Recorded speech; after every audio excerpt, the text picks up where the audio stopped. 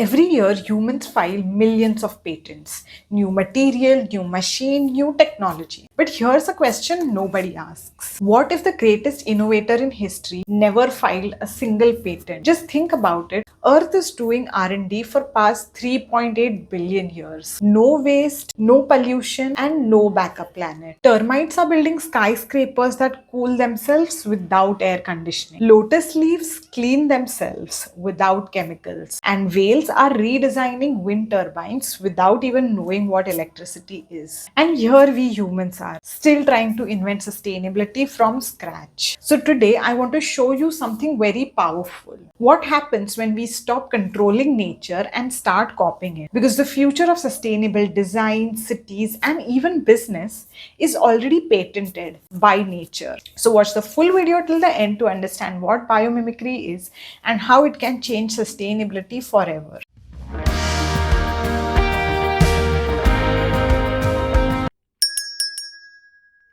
Hi guys, welcome back to Gen Sustainable, and today we are back with another important and interesting sustainability topic, which is biomimicry. So before we dive further into the topic, let's first understand what biomimicry is.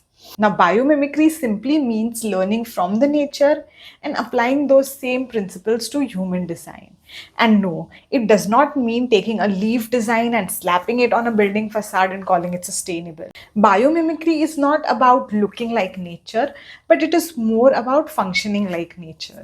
I mean, think about it. Nature has already solved a lot of problems which we humans are struggling with today. How to stay cool without burning energy, how to clean without chemicals, and how to build strong structures with minimum material.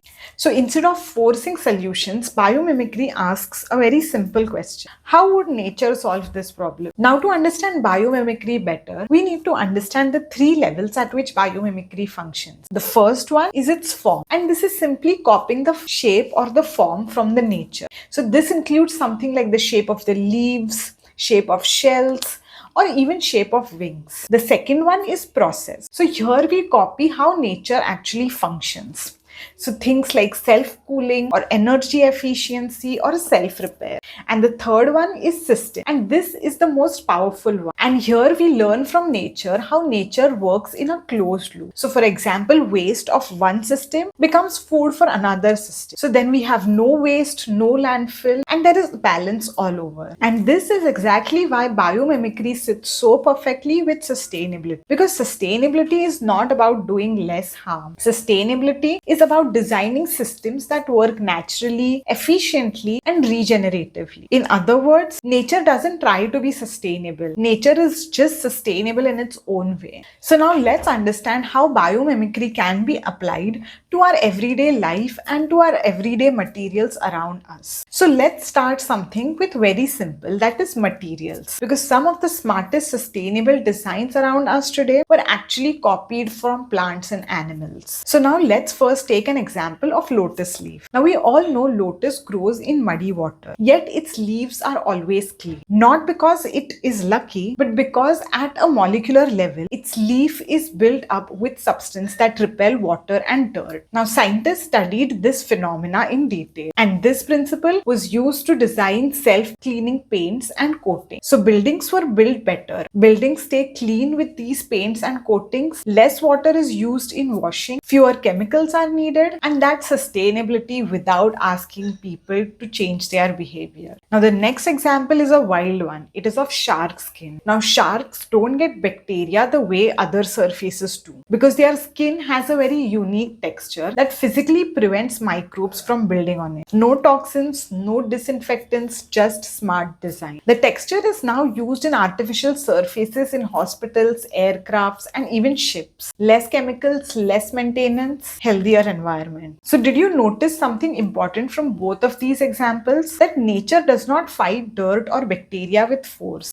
It designs itself around the problem. And this is what we exactly need to learn from biomimicry. So instead of constantly changing, repairing, or replacing material, biomimicry just asks one simple question: that can we design material that need less intervention in the first place? Because the most sustainable products is the one you barely need to touch. So now that we talked about materials, let's scale this up a bit and let's talk about buildings and entire cities.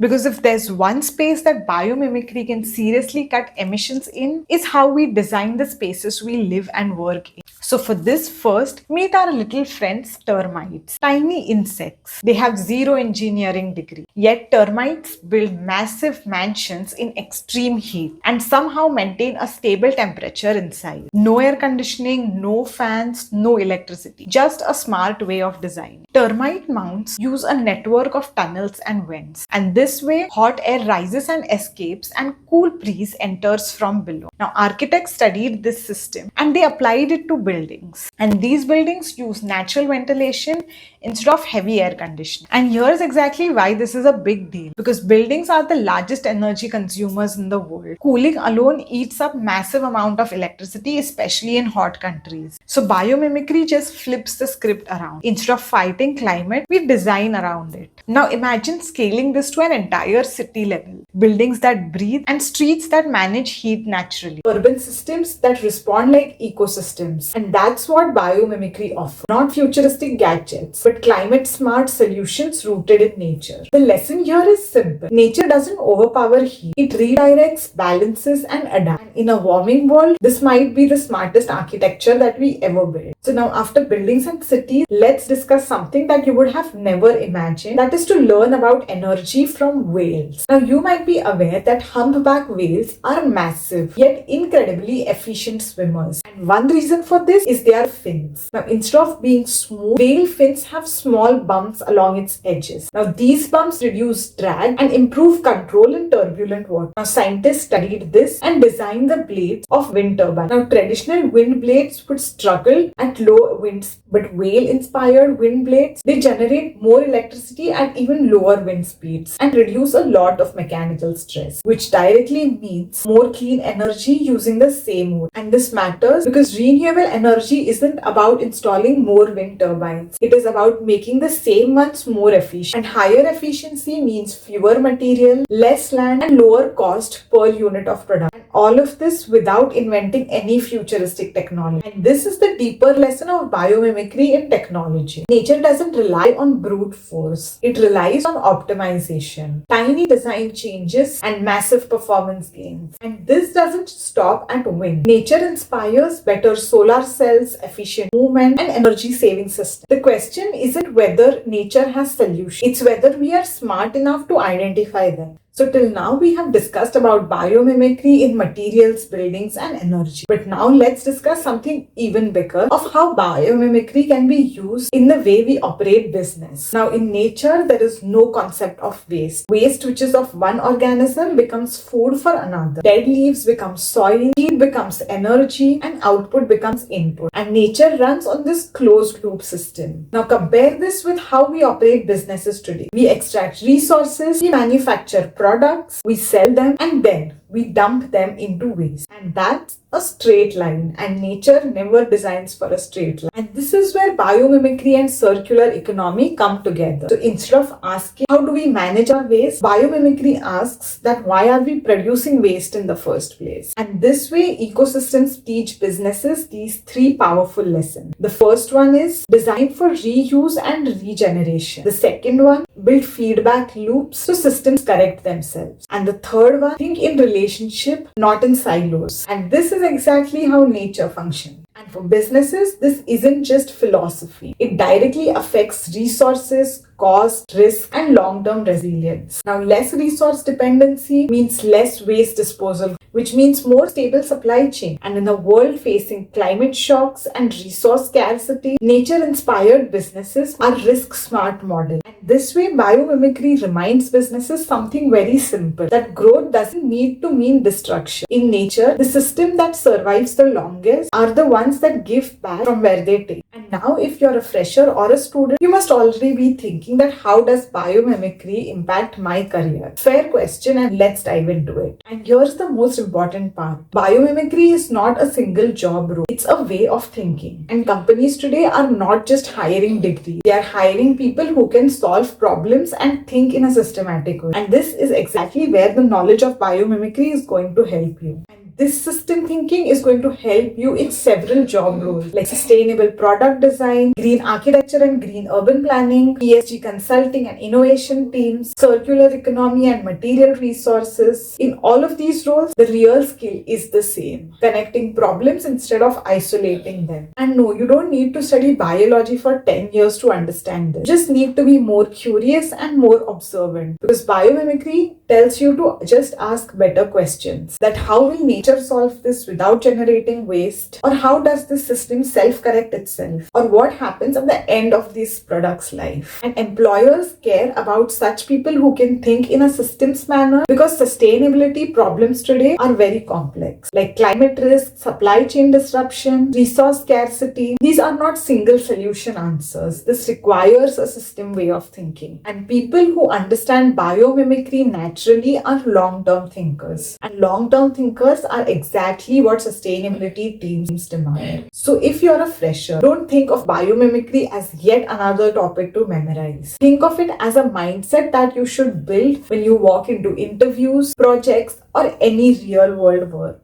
And now, before we get carried away, let's pause and take a reality check. Is biomimicry the magic wand that can fix climate change? And the short answer is a definite no. And this is because not everything that works in sync with nature can scale up easily. What works beautifully at the scale of a leaf or an insect doesn't always directly transfer to a building or a city. Biomimicry often requires deep research and training, which means a lot of time, money, and patience. There is also a big risk that we need to talk about, which is nature washing. And that's when companies use nature language without actually changing how their systems work. A leaf-shaped logo design doesn't make a product sustainable. And biomimicry without system change is just another marketing story. So how should we exactly see biomimicry? Not as a shortcut, but as a design philosophy. A way to solve down, observe, and design smarter solutions over time. Biomimicry wouldn't solve the planet problems all by itself. But when combined with policy, technology, and responsible business, it can help us build solutions that actually fit within the limits of nature. And honestly, that's a pretty good place to start. So that's all for today's video. Do let me know in the comments below, what do you think about biomimicry and how are you planning to do your system thinkings for your next ESG or sustainability job interview. And till we come back with another impactful video, do let me know in the comments what are some other topics you would like me to cover. Until then, stay impactful, stay and sustainable. Bye bye.